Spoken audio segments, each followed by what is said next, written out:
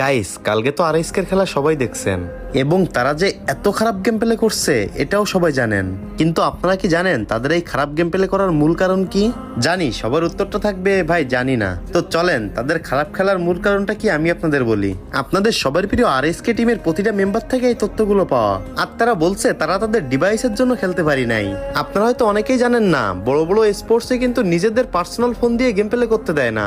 সেখানে মূলত যেসব স্পোর্টস প্লেয়াররা অংশগ্রহণ করে তাদের সবাইকে একই রকম একই কোম্পানির একটা ফোন দেওয়া হয়, আর সেই ফোনেই তাদের গেম প্লে করতে হয়। আর এই নতুন ফোনে গেম খেলার কোনো ধরনের এক্সপিরিয়েন্স কিন্তু আরএসকে টিমের ছিল না। তো এবার আপনাদের অনেকের প্রশ্ন হতে পারে, ভাই আরএসকে যদি এক্সপিরিয়েন্স না থাকে তাহলে অন্য কোনো টিমেরও তো এক্সপিরিয়েন্স থাকবে না। কিন্তু না গাইস, অন্য দেশের প্লেয়াররা তাদের দেশের বড় বড় কোম্পানি থেকে যে ফোনটা দিয়ে গেম প্লে করা হবে সেই ফোনের স্পন্সর অনেক আগে থেকেই পেয়ে যায় এবং মোটামুটি একটা ভালো সময় ধরে প্র্যাকটিস করে সেই ফোনের সেটিং এবং সেন্সিটিভিটি সম্পর্কে ভালো একটা জ্ঞান হয়ে যায়। কিন্তু আমাদের সবার